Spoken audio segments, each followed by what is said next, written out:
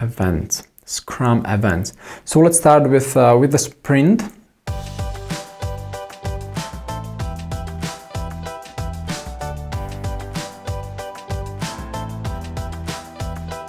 Say this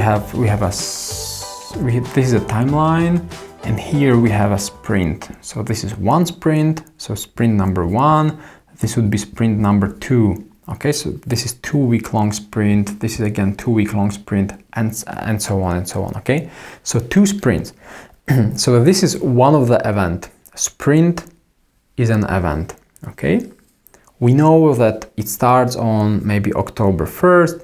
It ends on October 15, 2 weeks, and then another, it could be October 30, roughly, okay? So it starts and another one starts and ends.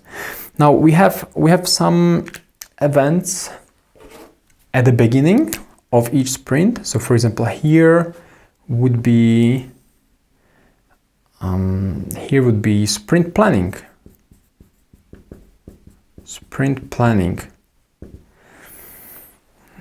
Okay, so right at the beginning, and the way we used to do it is every other Monday. So at the beginning of a sprint, we have a sprint planning meeting on Monday morning, 10 a.m. for 2 hours, where we discuss what is possible. How to deliver, how to deliver on these tasks. And what is important to mention is that during a sprint, a team commits to deliver. So they are supposed to identify the tasks. So say there are 10 tasks during a sprint, and the team commits to deliver these tasks. The team says, we commit that by next Friday, all these tasks will be done. They will be deployed in production.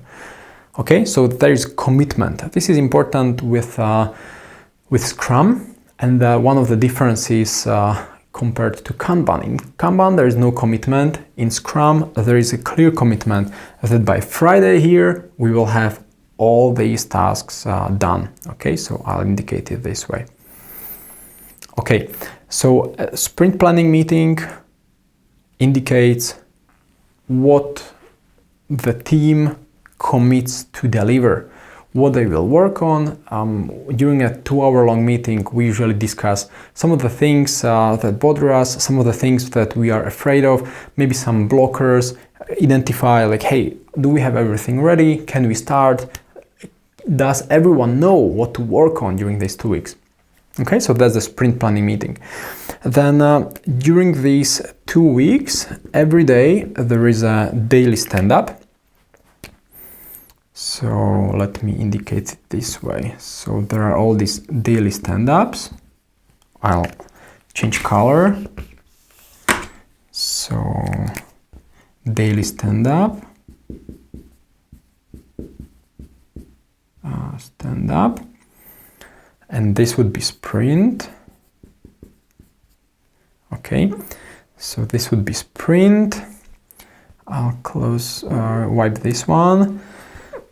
Okay, so we have here a sprint, we have here sprint planning, we have here daily stand-up. So a daily stand-up happens every day, every single day, usually at the same time with the same people. They meet, they talk together in a clear structure. So a daily stand-up usually, say, happens at 9 a.m.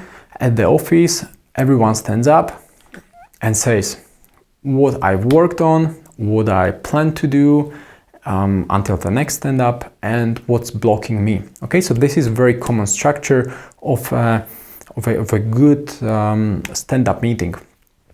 Okay, so everyone in a circle goes and say, hey, this is what I worked on since the last stand-up. This is what I will work on up until the next stand-up tomorrow, or maybe on Monday, if today is Friday.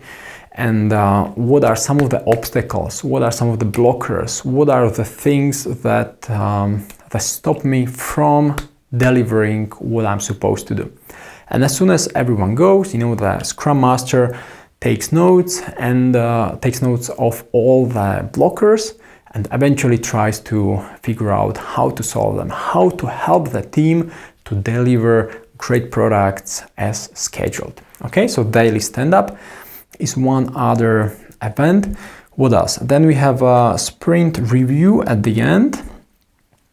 So say here, I'll indicate that here is a sprint review. Here, sprint review, and sprint retrospective.